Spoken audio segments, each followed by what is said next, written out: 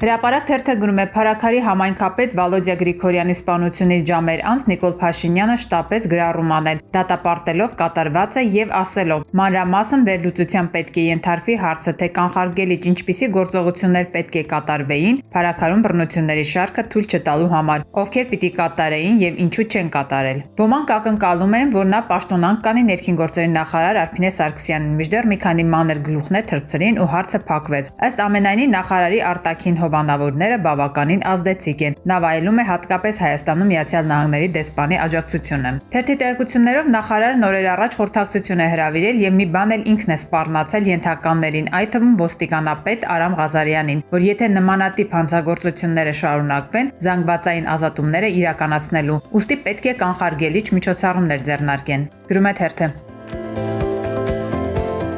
Հրապարակ թերթը գրում է իշխանությունը չի կողմնորոշվում գնալ արտահերտ ընտրության, թե ԱԿ-ին Արկադի Փելեշյանին պահել մինչև հաջորդ ժամկետ, որ ազգային ժողովի ընտրություններում իրեն ծառայի։ Օրերս վարչական վերաքննիչ դատարանը կարճել է Վանաձորին վերաբերող գրեթե 4 տարի ձգվող դատական գործը, որն արգելում էր, որ Վանաձորի ավականին համայնքապետ ընտրի։ Եթե այս անգամ դատարանի որոշումը չբողոքարկեն, ապա ըստ օրենքի ավականին 20 օրում պետք է իր կազմից համայնքի ղեկավար ընտրի։ Եթե նիստ քվեարկություն չկայանա, ավականին կցրվի եւ ընտրություններ կանցկացվեն։ Առայժմ հայտնի չէ, որ ճանապարհը կընտրեն։ Գրում է թերթը։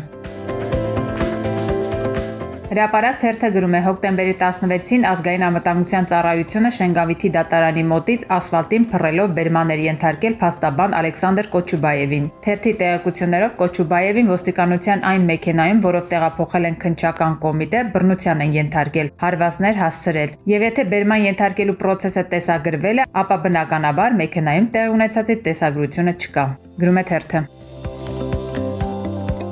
Ժողովուրդ օրաթերթը տեղեկացել է, որ առաջիկայում ազգային ժողովում թեժ քննարկումներ են սպասվում։ Նախատեսված է հոկտեմբերի 27-ից սկսել 2026 թվականի պետական բյուջեի քննարկումը, որի բացումը պետք է անի Նիկոլ Փաշինյանը։ Հոկտեմբերի 27-ից կառավարության բարձրաստիճան պաշտոնյաները, նախարարները, կոմիտեների հանձնաժողովների ղեկավարները եւ մի շարք այլ պաշտոնյաներ ազգային ժողովում կզեկուցեն Հայաստանի Հանրապետության 2026 թվականի պետական բյուջեի մասին, օրենքի նախագծով նախատեսված եկամուտների եւ ծախսերի մասին։ Բացի Նիկոլ Փաշինյանից մինչև նոյեմբերի 11-ը նախատեսված է տարբեր գերատեսչությունների ղեկավարների այցը խորհրդարան, որտեղ կառավարության անդամները պետք է իրենց տարեկան ծախսերը ներկայացնեն։ Հոկտեմբերի 21-ից էլ մեկնարկում է ազգային ժողովի լիագումար նիստերը, որոնք եւս իրենց բնույթով թեժ են լինելու, հաշվի առնելով երկրում տիրող լարված մթնոլորտն ու ամենօրյա կալանավորումները։ Գրում է թերթը։